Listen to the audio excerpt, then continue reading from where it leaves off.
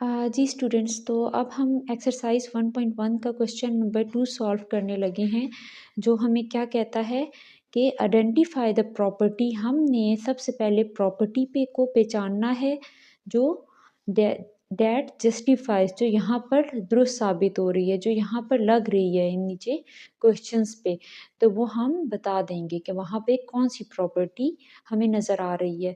तो अब हम बढ़ते हैं पार्ट नंबर 1 की तरफ। पार्ट नंबर 1 क्या है, हमने 1 को मल्टीप्लाई किया y-2 से, तो हमारे पास क्या आंसर आ रहा, y-2 ही आ रहा है। इससे हमें क्या पता लगेगा कि जब भी किसी नंबर को हम किसी भी रियल नंबर को 1 से मल्टीप्लाई करते हैं तो हमारे पास वही आंसर आता है। तो इस प्रॉपर्टी का नाम क्या होगा, मल्टीप्लिकेटिव आइडेंटिटी। यानी कि किसी भी नंबर को हमने 1 से मल्टीप्लाई किया तो हमारे पास वही आ जाएगा। तो इस प्रॉपर्टी को हम लोग नाम दे देंगे मल्टीप्लिकेटिव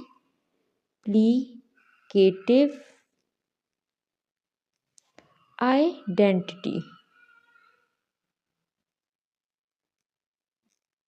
ओके स्टूडेंट्स, अब नेक्स्ट क्वेश्चन देखें। नेक्स्ट क्वेश्चन हमारे पास है, हम 0.2 को जब 5 से मल्टीप्लाई करेंगे तो वो 1 की इक्वल है। अब यहाँ पे हमें कौन सी प्रॉपर्टी नज़र आ रही है, इसका पता लगाने के लिए सबसे पहले हमने क्या करना है, पॉइंट को हटाना है। तो हम पॉइंट हटाएंगे तो ये हमारे पास क्या आ जाएगा, पॉइंट हटाते हैं तो क्या होता है, नीचे 1 आ जाता है और उसके बाद जितने भी डिजिट्स होते हैं उस उतने हम 0 लगा देते हैं। तो पॉइंट के बाद कितने डिजिट्स थे, जस्ट 1 था, तो हम 0 लगा देंगे। उसके बाद ये 5 से मल्टीप्लाई हो रहा है और 1, तो यहाँ पे 2 डिवाइडेड बाई 10 मल्टीप्लाई 5 एंड वो इक्वल किसके है, 1 के इक्वल है, 1 के इक्वल है। तो यहाँ पे कटिंग हो जाएगी, 2 1 से 2, 2 5 सा 10, तो 1 डिवाइडेड बाय 5 मल्टीप्लाई बाय 5 और वो आंसर आ जाएगा 1। तो यहाँ पे जो प्रॉपर्टी हमें नज़र आ रही है, अब ये हमने पहले सॉल्व कर लिया, अब हम प्रॉपर्टी के बारे में बताएंगे। वो प्रॉपर्टी कौन सी है कि हमारे पास हम कोई भी नंबर लें और फिर उसको मल्टीप्लाई कर लें 1 से डिवाइड करके, तो वो हमारे पास क्या होती है, मल्टीप्लिकेटिव, क्योंकि मल्टीप्लाई कर रहे हैं, मल्टीप्लिकेटिव और इन्वर्स। ये जब हम किसी भी नंबर का डिवाइड लेते हैं, पहले वो मल्टीप्लाई हो रहा था, फिर उसको हमने क्या 1 से डिवाइड कर दिया, तो मल्टीप्लाई का इन्वर्स क्या होता है, डिवाइड। तो हमने उसको 1 से डिवाइड किया, तो ये प्रॉपर्टी क्या बन जाएगी, मल्टीप्लिकेटिव इन्वर्स। तो इसका नाम आ जाएगा मल्टीप्लिकेटिव इनवर्स। फर्स्ट क्वेश्चन में क्या था, मल्टीप्लिकेटिव, क्योंकि मल्टीप्लाई का साइन था, मल्टीप्लिकेटिव आइडेंटिटी अगर हमने उसे 1 से मल्टीप्लाई कर दिया। सेकंड क्वेश्चन में क्या है, मल्टीप्लिकेटिव इनवर्स। जी स्टूडेंट्स, तो अब हम बढ़ते हैं पार्ट नंबर 3 की तरफ। पार्ट नंबर 3 में क्या है, x+2 ब्रैकेट और y, देन इक्वल के बाद y पहले आ जाएगा और x+2 बाद में आ जाएगा। तो यहाँ पे आप अगर गौर करें तो यहाँ पे जस्ट जगह चेंज की गई है, जस्ट उसकी लोकेशन चेंज की गई है। x+2 y और बाद में क्या हुआ, y पहले आ गया और x+2 बाद में आ गया। तो ऐसी प्रॉपर्टी जिसमें हम क्या करते हैं, पोजीशन चेंज कर देते हैं, उनकी जगह ज़रा नंबर आगे पीछे कर देते हैं, तो उसको हम लोग कह देते हैं कम्यूटेटिव प्रॉपर्टी।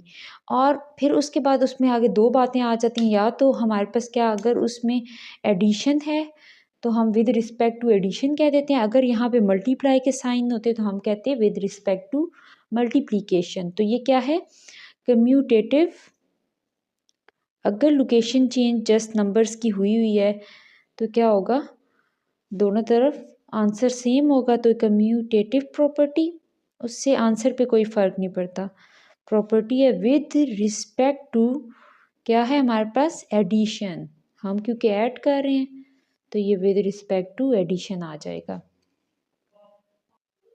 जी स्टूडेंट्स, अब पार्ट नंबर 4 में क्या होगा, -3b और फिर प्लस उसी नंबर को हमने प्लस कर दिया। यहाँ पे कोई भी नंबर हो सकता है, रियल नंबर, ठीक है। तो आपके क्वेश्चन में क्या 3b है, तो -3b और +3b, देन वो किसके इक्वल आ जाएगा, 0 की इक्वल आ जाएगा। तो ये जो हमारे पास प्रॉपर्टी होती है, इसको हम लोग कह देते हैं एडिटिव इन्वर्स। कोई भी नंबर रियल नंबर हो और फिर एक दफ़ा उसको प्लस साइन के साथ और देन वो नेगेटिव साइन के साथ हो, तो वो क्या हो जाता है, एडिटिव इन्वर्स हो जाता है। ठीक है, दोनों देखें प्लस एंड देन उसका ऑपोजिट माइनस, तो प्लस माइनस दोनों कैंसिल हो जाएंगे, वो 0 की इक्वल आता है। तो ये हमारे पास क्या होता है, एडिटिव इन्वर्स हो जाता है। ओके स्टूडेंट्स, एक मल्टीप्लिकेटिव इन्वर्स हमने ऊपर देखा, ये देखें मल्टीप्लिकेटिव में क्या था, अगर हम 5 और उसको डिवाइड कर लेंगे, फिर मल्टीप्लाई का ऑपोजिट डिवाइड होता है, मल्टीप्लाई हो रहा है और फिर उसका उसी नंबर को डिवीजन में ले लिया, तो मल्टीप्लिकेटिव इन्वर्स। और अगर एक नंबर हमारे पास है प्लस साइन के साथ या माइनस साइन के साथ, उसके बाद उसका ऑपोजिट साइन लगा देंगे, तो ये हमारे पास क्या आ जाता है, एडिटिव इन्वर्स आ जाता है।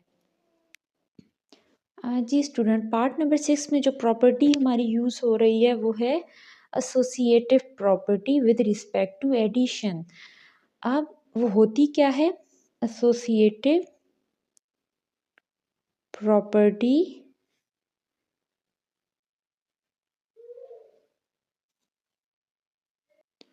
जी, associative property with respect to addition. इसमें क्या होता है, हमारे पास 2-3 रियल नंबर्स होंगे, यहाँ पे देखें, और हम या तो हम x+5 को पहले सॉल्व कर लेंगे और -1 फिर साथ लिख देंगे, या हम ऐसे क्या करेंगे, हम x लिख के और फिर हमारे पास 5 - 1 को इकट्ठा सॉल्व कर लेंगे। तो हम ब्रैकेट्स को डालकर जो भी पार्ट, चाहे पहले 2 नंबर्स पहले सॉल्व कर लें या दूसरे 2 नंबर्स पहले सॉल्व कर लें, तो हमारे पास आंसर दोनों को क्या होगा, सेम आएगा। तो तीनों नंबर आपस में क्या हैं, जुड़े हुए हैं, एसोसिएट जैसे वर्ड होता है ना, तो एसोसिएटिव प्रॉपर्टी उसी से निकला है।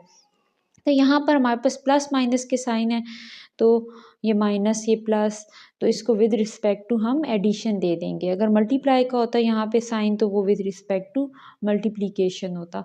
तो ये एसोसिएटिव प्रॉपर्टी है, हमें इस चीज़ से कोई फ़र्क नहीं पड़ता कि हमारे पास हम पहले इन 2 नंबर्स को इकट्ठा सॉल्व कर लें और -1 लिख लें, या हम पहले x लिख कर और फिर अगले 2 नंबर्स को पहले सॉल्व कर लें।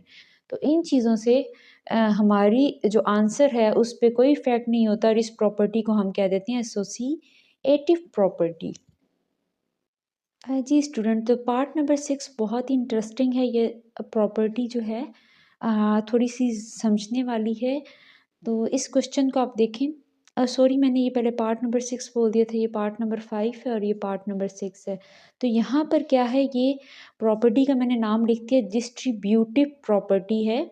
तो नाम से पता लग रहा है, देखिए कोई चीज़ हम डिस्ट्रीब्यूट करेंगे, बांटेंगे, डिवाइड होगी कोई भी चीज़ 2-3 नंबर्स में आगे, तो डिस्ट्रीब्यूटिव प्रॉपर्टी ऑफ मल्टीप्लिकेशन। और कैसे हम उसको डिवाइड करेंगे, मल्टीप्लाई करके बांटेंगे एक नंबर को, जैसे यहाँ पे 3 है, वो हम बांट देंगे 2 में भी, यानी कि उसको मल्टीप्लाई कर लेंगे, मल्टीप्लाई करके ऑफ मल्टीप्लिकेशन है ना, तो 3 को हम मल्टीप्लाई कर लेंगे 2 से भी, और 3 को हम मल्टीप्लाई कर लेंगे y से भी।